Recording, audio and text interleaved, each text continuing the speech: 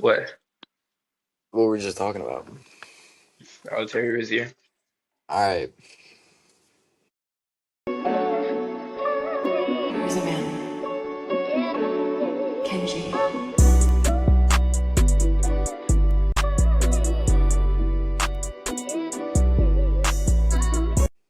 Welcome back to Baseline to Start Line. I'm your co-host James. And I'm your co-host Kenji. Today we will be talking about failure, why every athlete needs to fail. But first, starting off, Kenji, how are you doing today? It's been a long time. Yeah, Loki has been a minute. I'm chilling, recovering from a cold, a little bit sore, but it's a great day. Mono? Not mono. Don't Oh, play, okay. don't play with me, bro. It's not mono. How you doing, Yeah. Jiggy? I'm beat, man. We're filming this at 6 o'clock on a Thursday. This is like our third time trying to film this episode. Just had an econ class. Every person out there that's taking macroeconomics 205, my heart goes out to you. It's probably not that bad. I just wrote a 15-page report Yeah, you in got it, bro. class. No, I'm not done though. Like I have like 30 pages. Bro, But it's for what? extra credit. It's for extra credit, so we're good. All right. We're gonna do it. We're introducing a new segment on Baseline to Start Line. Dog of the day. All right, Kenji, do you want to go first with your dog of the day? Someone that's a dog right now. Oh, right now, I didn't know it was a current. This was he just graduated last year. All right, Um, this is it's from our college. introducing segment, so yeah. Just do All your right, bet. person. I'm gonna go with Ahmad Robinson. He went to Texas A&M. Uh, if you know me, then you know that that's my favorite track athlete, and it has been for a minute. He's a 400 runner, just like me, and man, was he quick? He went like four. I think his PR was 45.3. I could look it up. No, 44.6, 44.6 and 20.2. Absolute dog. Won NCAA nationals. Uh, Won indoor, and I'm pretty sure he won outdoor, at least in the 4x4, if not the open. Just a dog. If you see him run, it's actually funny. Like that last 100 of the four, he's just fighting it all. Just looks like it's painful, but he's still passing everybody. He's just like I said, a dog. All right, dog of the day. Everyone's favorite Bohemian basketball player, VJ Edgecombe. Dog. I think he had 34 points, which is the most points ever by someone in an NBA debut. So he's a certified dog, as Kenji would say. Nah, he's nice, bro. All right, so moving into the That's low-key my episode. player comparison. Now I think about it. No. VJ Escombe. It's either VJ Escombe or Stephon Castle. Or, I mean, you could say like Cooper Flag too, but like, Or it just like varies. Terry Rozier's off the court financial decisions. All right, moving into the serious stuff now. But Every athlete fails, but not every athlete learns. Kenji, what is one personal time in your athletic career where you have experienced failure? uh I'm gonna change it from the first time that we planned to talk about this. I'm gonna say when I went to Adidas Nationals in 10th grade, and I don't remember what place I got, but it definitely was like third from last, fourth from last, in triple jump. That was my first time going to like a big stage. Um, a lot of pressure was on me. My coach wasn't there, so I had to do it on my own. And this was my first time like being in an environment with people that were like 40 times better than me. And this was like my first year taking track serious. So got out there, was expecting to have a huge PR, like 2 foot PR. PR at the time was like probably 42.9. Went out there, fouled my first two jumps, and then my last jump was like a foot behind my PR. So the main failure I felt like I was feeling was failure to my parents, and to my school because the school paid for my travel expenses, and my parents and brother obviously took the time out of their day to and weekend to take me down there, and prepare. So that was a pretty big failure that I felt. Remember coming out the pit. after the event, going up the bleachers to my parents in the stands, just crying in their arms. Um, that was a pretty big, I guess, failure for back in my athletic career. And I think it was definitely necessary because that was the first time I'd been on a big stage. I feel like anytime it's your first time like surrounded in a like an environment, you're not gonna do the best.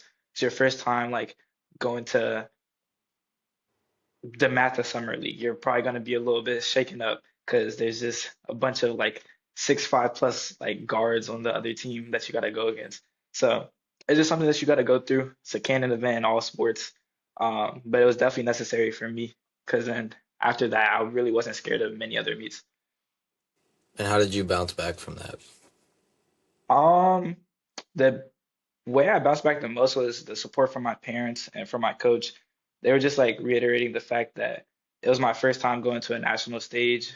Um, and I was pretty young compared to my other competitors. I think I was like 14 or 15.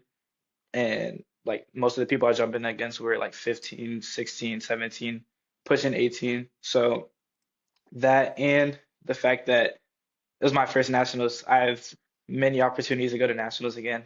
And that there's only up from there. Yeah, I'd say one time in my athletic career that I failed was probably playing. I'll probably say my junior year, just not being at the level that I wanted to get the minutes and opportunity that I wanted. Um, yeah, those are everyone knows what it's like. You know, you make that jump, and then sometimes you're not always the most valued on the team that you're on. So just like not getting the minutes you want. I guess not being quote unquote good enough to get the minutes that you want. Not playing. That just feels like an internal failure for me. And then how I bounce back from that. I mean, really, your back's up against the wall. You know you didn't have a good season. You know you didn't put yourself in the position that you wanted to. You got to go forward. You just have to get better. You have to work out harder that off season. You have to do more stuff. Like that year, I went to Pit Jam, and then I got to play everyone who knows Young and Reckless out there. And then again that summer, I made it. I also helped get my name out there. Performed well at a showcase. That got my name kind of in the rankings a little bit. And then going into my senior year, I averaged over 20 points a game, as mentioned in the first episode. But like the year before that, I averaged about 5 points a game. So it's really just, you gotta take something that was bad, let it hurt, and then just try to grow from that as much as you can. All No, right. I So agree. My fault. I was gonna ask uh, if right. all right. So next, moving on to the emotional side. Kenji, what does failure feel like in the moment for you? Right after, you didn't run a good track race, you didn't, or you lost a game, or just what does that look like? Kind of feels like almost like a heartbreak if you can, because like when you think about it, like the sport that you're playing, or I'm not gonna say 90% of the time, but majority of the time, if you're competitive in your sport and like you choose to play it and like you like playing it, you have a love for that sport. So when something goes wrong in that love and passion that you have, like it just you feel it essentially in your chest and your heart, and definitely very emotional for me. I got a very emotional over track. Decently emotional over basketball, but definitely emotional over track because I have a just a love and passion for track. And it kind of just feels like your world is crashing down because like you have these goals and standards that you set for yourself, and if you don't surpass those standards or don't stay even to those standards and you go below them, then it just feels like yeah, failure and like you aren't progressing or you're essentially regressing. So I say it feels like a heartbreak in a sense. You got your heart broken before? No comment. You know what that Kenji knows what that feels like. All right. Have you got your heart broken, James? No. No? No. Do you want me to put you under oath? I'm a heartless. You can't get a heart broken in Yeah, front of me. shut the. I've never gotten my heart broken before, guys. Got you. Okay. So I would say for me what failure feels like in the moment, going back to my senior year losing losing conference championship, it's just such an out of body experience, especially like realizing it's the end. Or I'll talk more so about failing, having a bad game. It's just such a you just don't like you feel disappointed in yourself, and you really feel like there might not be a way out, but like I promise you there is. First game of the year, I had 8 points. That was my lowest of the year, and I felt like I thought about like honestly, I don't even know what I thought about because there was no other option than just to keep going. But I Right. just thought about like mentally checking out a little bit, and I stuck with it, and I think I had a good year that year. I had a great year. I don't know, You did over too. average over 20 points. I would say I did. Like, nah, I didn't. I would say I did. Oh, all right. I, So had an okay year. moving into like the new kind of like era with social media and everything, like how do you think that affects the pressure of everyone seeing everything and like seeing who you are, seeing your failure and like how that feels and how you respond to stuff like that? Yo, I definitely feel like it's worse in basketball. Cause like I'm not gonna lie, if you see somebody like get rolled or like you like lose a race, like it's not. I feel like it's not as big as like getting like crossed or like getting punched on and that getting posted on overtime. I feel like there's definitely a a little bit of a pressure, but I feel like you gotta kind of just block that pressure out. I feel like social media doesn't really like. There's definitely like some pressure that you could feel like, oh, I'll give an example for check. Oh, like this 15-year-old just went 10.02 in the 100, which is you don't really know track like that, but that's collegiate level. And at 15 years old, and then you could turn around and be like, oh, I would run 11.2. It's just like, what am I doing? Like, how is a 15-year-old that's younger than me, less muscle development, less everything, running faster than me by like over a whole second and able to compete with these college kids? And I'm like here, I'm failing in a sense. So I definitely feel like social media can put you down or have you comparing, but I feel like comparison is, The thief of all joy. I mean, bro, for sports especially, comparison is Nah, definitely like that. That's one of the worst things you could like do mentally, um, in the sport. Like just comparing yourself to other kids your age, comparing yourself to kids younger than you, older than you. Like you just have to focus on yourself. There's nothing you can't change what these other guys are doing. All you could do is focus on yourself and try to get better, get to their level, get better than them. So that's my take.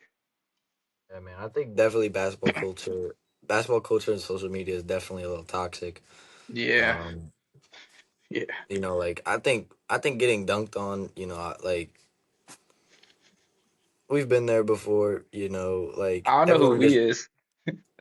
you've never been dunked on before? Have I? I can't remember a time at least not in the game, maybe in like a Yeah, I haven't practice, been dunked on practice. either. What is that? We gonna roll the tape. Hey, this is where we insert the clip of James getting dunked on twice at PBI.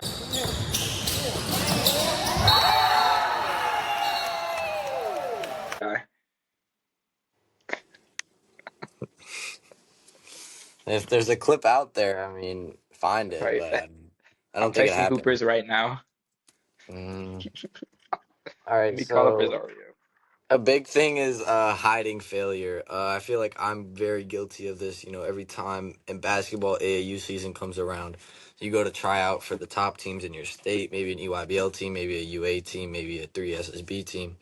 And obviously, you're not going to make it, but sometimes you try to hide those. You don't tell people that you're going for something because you're scared that you might not get it and you don't want to get embarrassed and put out there. And I think that's very unhealthy for people to do, kind of just not going for it because they're scared of it. I think we're all guilty of just hiding failures in our life, and maybe even like outside of sports, just you Oh, for fail at sure, something, outside of sports.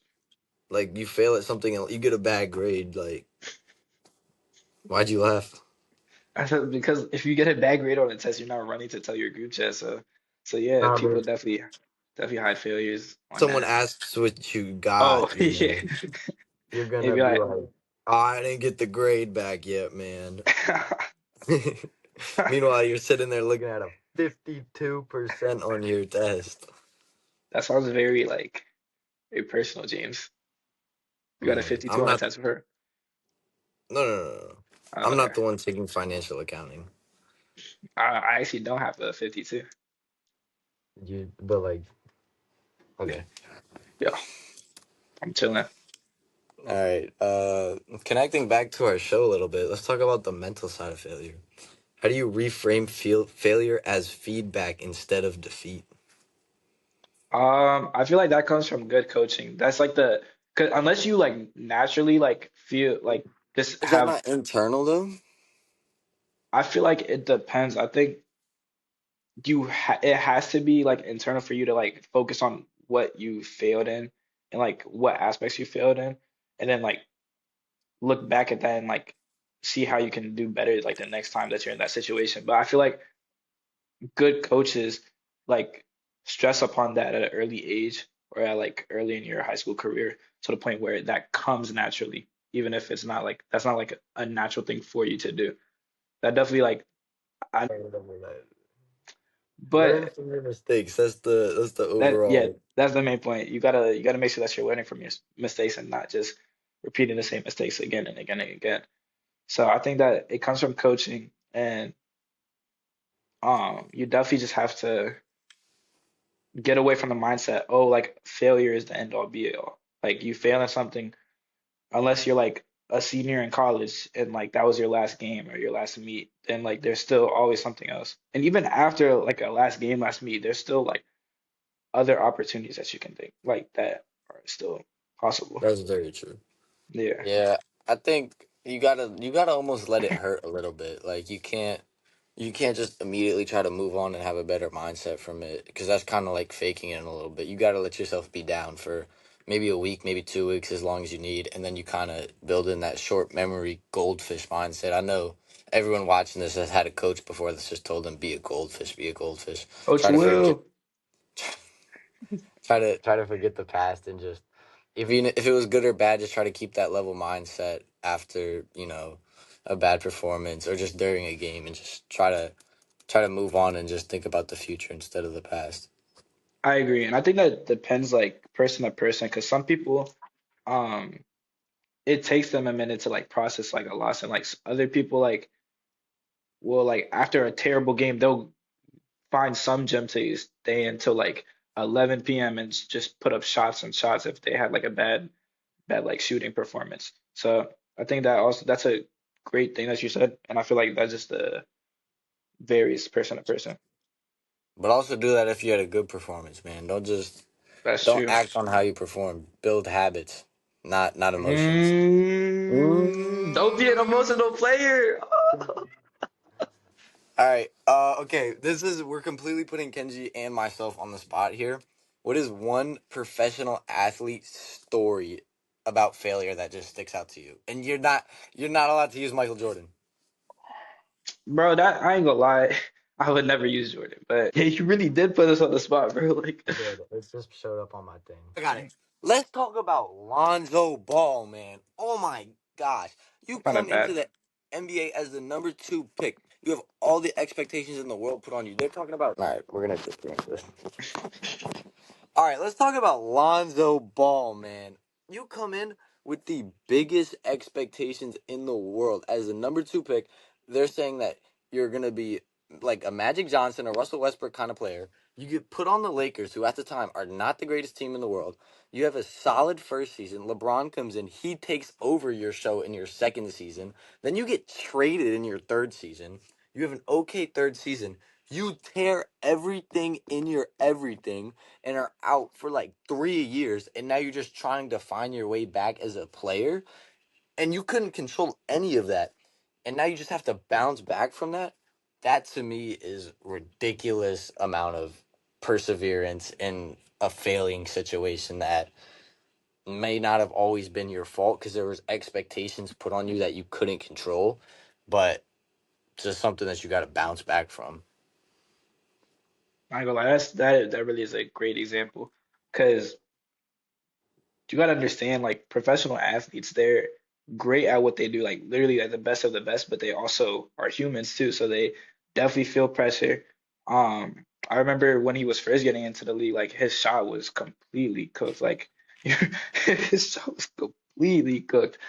And that I think that was just a mental thing about like him feeling pressure and stress like to do well.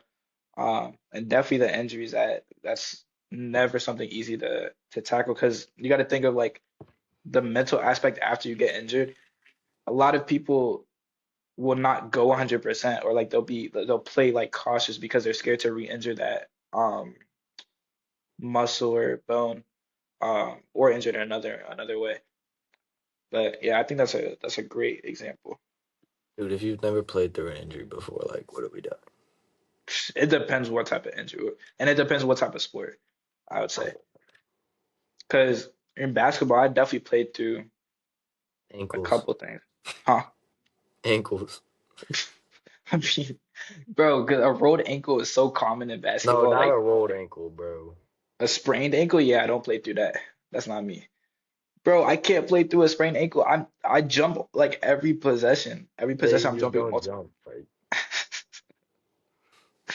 All right, Like now it's what? your turn. I know you're stalling. It's your turn. Um, I'd say I cannot remember the years, but the U.S. Women's 4x1 uh, national team in the Olympics and World Championships, it was like 2 or 3 consecutive years in a row where they just got to the finals and then they dropped the baton, like just completely dropped the baton and then they're disqualified. And that was just a complete embarrassment on the US one and just like such like a mental thing. Like you're training for a whole entire year, maybe 3 years to lead or 4 years to lead up to the Olympics. You're training for 4 whole years. You get to the big stage in front of the entire world and you drop the baton. Like that's just that I don't know how I would overcome that failure. That's one that will sting for years prior to the event. And then how they overcame it next year after like 3, 4 years, um, came in, won, beat Jamaica, and that was a huge deal. And then ever since that has been a battle between the US and Jamaica. So, but All yeah, right, I man. don't think I could imagine dropping a baton after training for 4 years and then having to do it again and then dropping it again. All right, man. Moving on, we're gonna talk about team versus individual loss. Now, every solid hooper out there is guilty of this. Myself included. Anyone else included? I say yeah, like multiple 30-point performances, and we still lost like that. It's Yeah. definitely not easy to come over. So yeah, Everyone knows out there you're a hooper and you played really good and you guys lost. There's a part in you that does not care that you lost. It's BS, man. It doesn't matter how you do, but the team always comes first, and sometimes that gets neglected in a sport like basketball where egos are so high now in the mixtape and the social media era, and mm. that just takes over everything. But like, I'll give a personal example. It was around Christmas time. We went up to this showcase. We played a team. We only had about 6 people, maybe 7, and we Oh lost. yeah, We I wasn't lost, but there. I had 40 points, and like I'm not gonna lie, leaving that game, I don't know if I was the most bummed out in the world, even though I should have been. That was our second loss of the year, moved us to 8-2, kind of knocked us out of the rankings at the time to get ranked for state. So that's definitely one time where I was guilty of that. I feel like that's only human though. Like that's not. You definitely should still care about your team, but like if you have a great performance, then like you kind of got to be like happy and sad at the same time. That is true. Yeah. All right, man. We're getting into one of the biggest points of the episode, and that just to before we kind of wrap up and everything. Mm. Using failure as motivation, not revenge. Kenji, are you guilty or not guilty as using failure as revenge and not motivation? Revenge like how? Like revenge like on a team or like. On a team, on a person, on. I say I definitely use it more as motivation. Like I guess I don't really use it as revenge much. If I do really bad at a meet and all my events I go below my PR, definitely just use that as motivation. Like, oh, like there's something like wrong. Because when you're training for track, you're supposed to PR by the end of the year, like or whatever. Because like you're literally training your body that has already been at a certain stage. You're training it to be faster and stronger. So inevitably you should be faster at the end of the year. So there's always something going on, either mentally or physically that's like stopping you from progressing. So I just take it back to the drawing board and I try to see what was like not having me perform at the ability that I should have. And usually that's just something mentally because my body's 90% of the time gonna be right for me. So I just gotta figure out how to lock in fully mentally block out any outside noise and just use it as motivation. All right, that's kind of to me like the whole point of that is kind of like bullshit to me. You gotta losing has to or failing in general, not making a team, getting cut, losing to a team, getting embarrassed. It has to make you so mad in a point. You just get so mad that you cut me. I'm gonna prove you wrong. I'm gonna go. The team that you cut me on, I want to play y'all, and I want to put 30 on y'all. Or like the team that I lost to, I want to see y'all again, and I want to make you feel me. Like stuff like that. It's just kind of like you got to get so mad at your failure and at the person that caused your failure that you got to go out and you got to just earn it and you got to show them who you are, to be honest. Like that's all you have is your reputation, your name, and what other people think of you. So you just That is true. you just got to go show them who you are, to be honest. I agree. I feel like it's a level of both motivation to get back at the team or coach that decided to cut you, or motivation to give a player 30 that gave you like 45, like or like 25. So I think it's a use of both. Um, a, a bad game can motivate you to have the revenge to I guess perform better and bust another team's ass. So we're gonna go back into Kenji's favorite thing to do because he's a performative male. What does journaling or mental reset routines look like after losses? After a loss, it's I usually journal more before a loss. So, or but not before a loss, but before like a competition. So I don't normally like journal after. I don't do the best, but mental resets definitely listening to motivational music. I ain't gonna lie, that's a big thing for me. I'm just a music guy. People notice I listen to a lot of music. I always got headphones on. So I feel like listening to music. Um, and there's a one thing that's like not like really.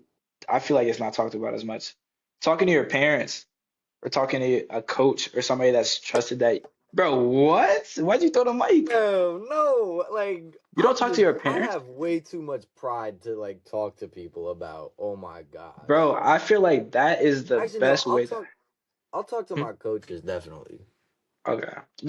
You see, I talk to my coaches, my parents, Just ask athletic for advice. directors, yeah, asking for advice and I guess trying to see like, especially for my coach, trying to see his failures and see what he did after. So I guess like just not necessarily comparing, but like seeing that other people have overcome harder failures and setbacks than you have. Yeah. I mean, my mental reset after losses is not the best. My parents know this. Um, I think it was one time I had a bad game. I think it might have been against Georgetown Prep or something. I came home, went in my bathroom, ripped the towel curtain off the wall, ripped a couple door handles off the cabinet. I've definitely put a hole in my wall before, like stuff that's just not the healthiest. But you look at a movie and like it's kind of inspiring in a little bit, but then it's like, oh, now I don't have a towel hanger. Now I don't have a doorknob. So it's got its ups and its downs, but I personally recommend it. It's not that expensive to fix a hole in the wall. It costs about $10 to get the supplies. So just go punch that hole in the wall, man. Like if you had a bad game. See, two very different sides of the mental reset. But But everyone knows what I'm talking about. Go rip yeah, no, no, something off no. the go rip I something definitely off see the what you wall. Like Kenji, next time you do bad, just your dorm room, just mess it up. Just start throwing mean. Yeah, stuff. I'll mess up Jack's side. All right, let's wrap up here. What's your number one quote for failure? Again, I'm putting you on the spot. And me. Let me think real quick. Greater people in life have failed at more. Hmm. Are you making up a quote right now? Yeah, I am making. I don't have a specific quote. Oh yeah, hold on. We'll make up a quote. Let's see if I can do it.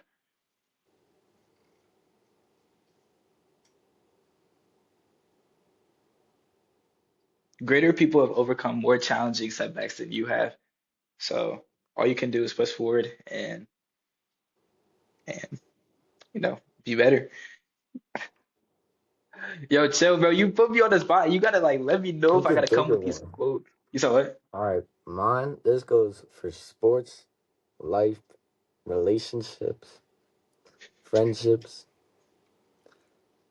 Fall down 7 times, get up 8, man. In life, the most successful people you see have failed so many times they don't even care about it anymore. I've heard some stuff for some professors. You almost gotta seek failure, man. You just gotta do something and know you're gonna fail. Because maybe next time you'll do it again and you won't fail. That's just more so life than sports for me.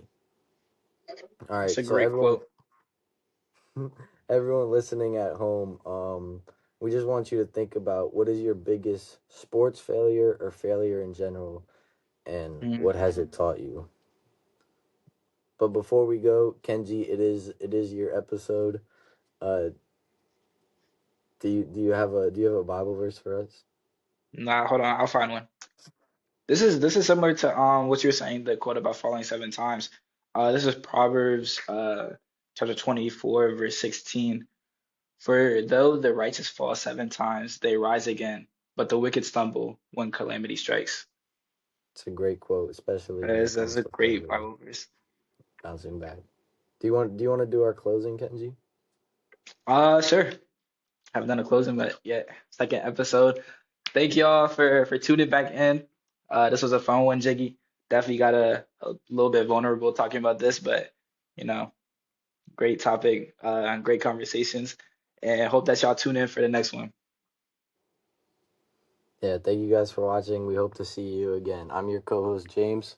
And I'm your co-host Kenji. Appreciate y'all for watching Baseline the Start Line. Have a great morning, evening, night, afternoon. Have a great It's gonna be everything, afternoon man. because we what's it Well, we called? don't know when they're watching this. Yeah, but everybody gonna be tuning in on drop day, bro. On drop time, everything already know what I'm saying. So make sure y'all tune in again. All right. Thank you guys for watching. Have a good day.